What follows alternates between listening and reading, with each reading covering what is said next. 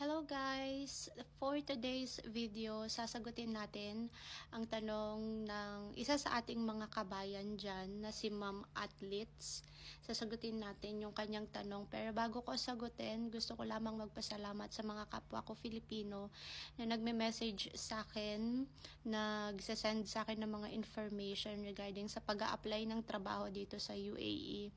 And dito kasi guys sa Dubai, meron din kasi ditong tinatawag na scam na alam mo yun, kailangan mo magbayad ng 150 dirham in order for you to process your application. And once na makabayad ka ng ganung amount, hindi naman talaga nila pinaprocess yung application mo. So ayun, nagpapasalamat ako sa mga kapwa ko Filipino na binibigay sa akin yung information na mga ganon, and sinisend nila sa akin yung mga address na may mga ganong alam mo yung transaction. So, ayan na nga, sasagutin ko na yung tanong ni Ma'am Athletes. Sabi niya kasi dito, ask ko lang po, pag halimbawang tourist po ako sa Dubai, required ba ng amount ng pera like show money?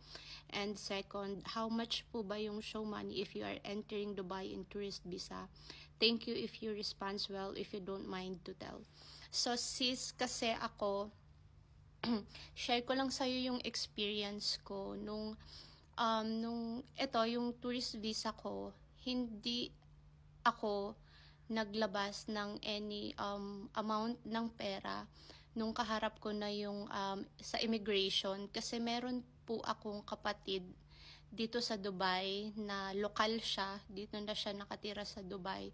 So nung tinanong ako kung meron ba akong kamag-anak dito sa Dubai, sabi ko yes, and she's a local of UAE.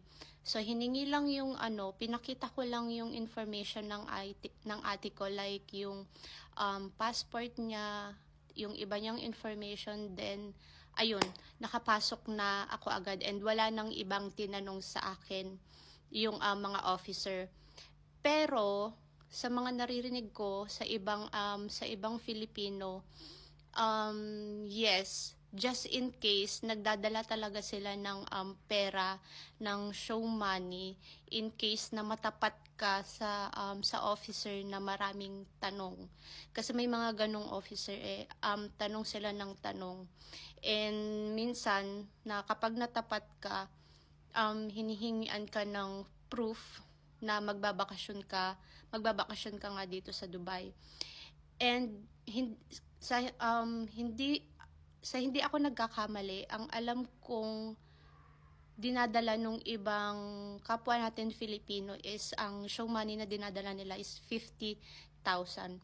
Yun lang yung pagkakaalam ko, sis. So kung magpa-plan ka na pupunta ka dito sa Dubai, siguro magandang mag-ready ka rin ng ng show money, para in case na tanungin ka ng officer, ayun, may mailalabas kasi.